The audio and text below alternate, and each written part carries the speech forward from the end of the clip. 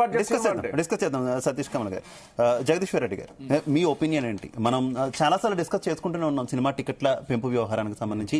కోర్టులో పిటిషన్లు కూడా ఎప్పటికప్పుడు పడుతూనే ఉన్నాయి. కానీ సరైనటువంటి తీర్పు, అంటే పిటిషనర్లు ఆశించినటువంటి తీర్పు లేదంటే ధరలకు సంబంధించి తగ్గించాలనేటటువంటి తీర్పు ఎప్పుడు కూడా స్పష్టంగా వచ్చినటువంటి సిచ్యువేషన్ లేదు. ఎందుకంటారు?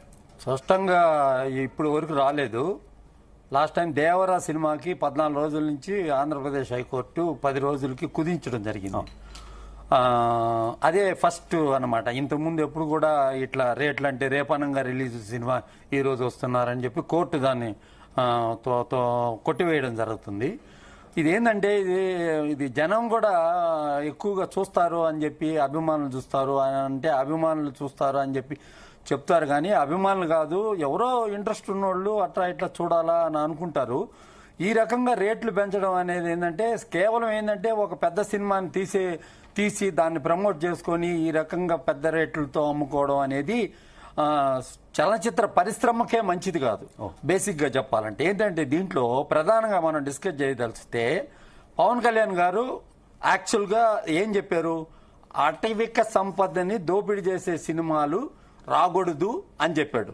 అదే విధంగా చేస్తూ అడవి రాముడు, గంధదగుడి అని 2 సినిమాలని మెన్షన్ చేయడం జరిగింది ఆయన అటవిక శాఖ మంత్రిగా. మొన్న కూడా నరేంద్ర మోడీ గారి దగ్గర పోయినప్పుడు ఇదే విషయం మీద మాట్లాడడం జరిగింది. కానీ బన్నీ ఈ రోజు ఆయన ట్యాంక్స్ చెప్తూ ఒక ట్వీట్ చేశాడు, ఎన్ని రేట్లు పెంచిన తర్వాత ఆంధ్రప్రదేశ్. కానీ యాక్చువల్ గా అక్కడ జరిగింది అది కాదు.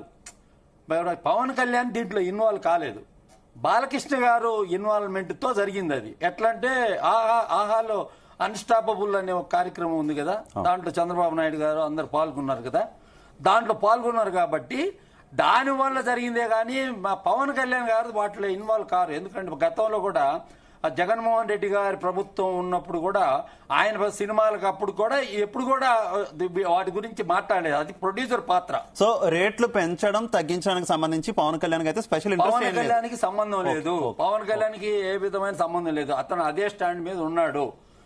ఒకవేళ చంద్రబాబు ఏదో కన్విన్స్ చేసి ఉండొచ్చు పవన్ కళ్యాణ్ గారిని. ఆ రకంగా చెప్పాలంటే పవన్ కళ్యాణ్ చెప్పి అయితే ఇది జరగలేదు 100%. Okay right.